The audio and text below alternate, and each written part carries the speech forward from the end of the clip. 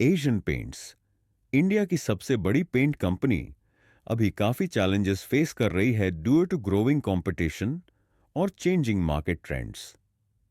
Establish players जैसे burger paints और Kansai Nerolac के साथ साथ नए कंपेटिटर्स जैसे जेएसडब्ल्यू पेंट्स, बिरला ओपस और JK paints aggressively decorative paints market को टारगेट कर रहे हैं।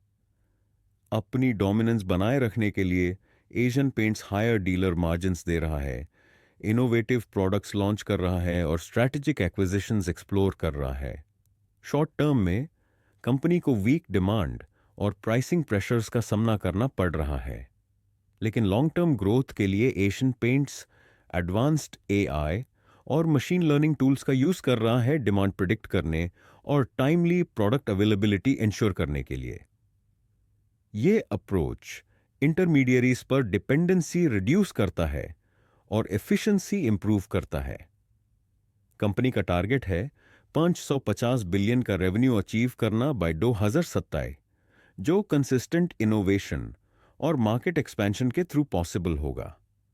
चाहे अभी चैलेंजेस जैसे राइजिंग इनपुट कॉस्ट्स और इकोनॉमिक स्लो डाउन हो, लेकिन एशियन पेंट्स का स्ट्रॉन्ग सप्लाई चेन, डेकेड्स का इंडस्ट्री एक्सपीरियंस और इनोवेटिव स्ट्रैटेजीज इसे ग्लोबल पेंट्स इंडस्ट्री का एक रेजिलिएंट लीडर बनाता है।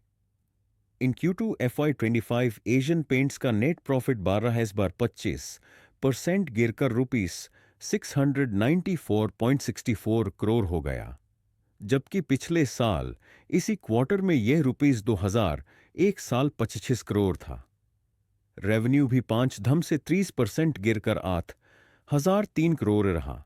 इस बड़े गिरावट का कारण कमजोर डिमांड, लंबी मॉनसून रेन्स और इंडिया के कई रीजन्स में बाध रहा, जिससे पेंटिंग साइकिल्स डिसरप्ट हुई और लोगों का होम इंप्रूवमेंट पर खर्चा कम हो गया। कंपनी का फ्लैगशिप डेकोरेटिव पेंट सेगमेंट में वॉल्यूम ग्रोथ सिर्फ 0.5% थी, जो उसके कंपेटिटर्स जैसे बर्गर पेंट्स के 3 to 4% ग्रोथ से काफी कम है। ये क्लियरली दिखाता है कि एशियन पेंट्स को अपने मार्केट शेयर और कंपटीशन के प्रेशर का सामना करना पड़ रहा है।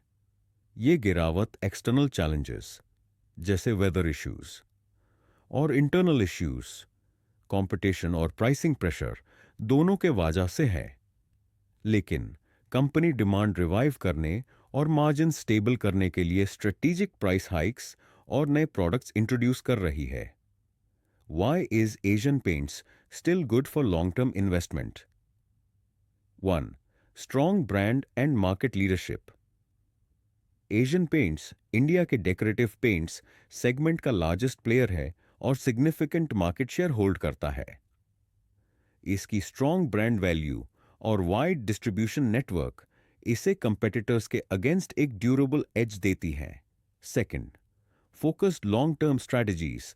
कंपनी का टारगेट है 525 बिलियन का रेवेन्यू 2000 तक अचीव करना, जो प्रोडक्ट इनोवेशन, स्ट्रेटेजिक एक्विजिशंस और मार्केट एक्सपेंशन के थ्रू होगा। यह सस्टेनेबल ग्रोथ के लिए उनका कमिटमेंट दिखाता है। तीसरा, टेक्नोलॉजिकल एडवांटेज।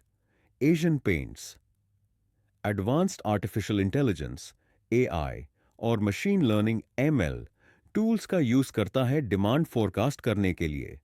ये tools accurate inventory management ensure करते हैं, जिससे राइट टाइम और लोकेशन पर प्रोडक्ट्स अवेलेबल होते हैं और कॉस्ट और एफिशिएंसी इंप्रूव होती है। चौथा, benefiting from India's economic growth. India के growing urbanisation, rising disposable incomes और होम इंप्रूवमेंट पर बढ़ता फोकस डेकोरेटिव पेंट्स के डिमांड आउटलुक को लॉन्ग टर्म के लिए फेवरेबल बनाता है। पंचवी, consistent dividends and financial performance. Company का एक स्ट्रॉन्ग ट्रैक रिकॉर्ड है डिविडेंड्स पे करने का, जो इन्वेस्टर्स को रेगुलर रिटर्न्स देता है। इसका high return on equity ROE 8% capital का इफेक्टिव यूज दिखाता है। 6. Supply chain strength and cost management.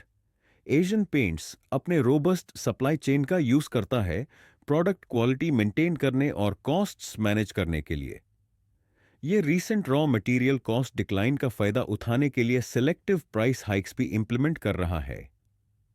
Conclusion, चाहे शॉर्ट टर्म चैलेंजेस जैसे वीक डिमांड और कंपटीशन हो, एशियन पेंट्स की strong market position, innovative strategies और लॉन्ग टर्म ग्रोथ पर फोकस इससे एक रेजिलिएंट इन्वेस्टमेंट बनाता है।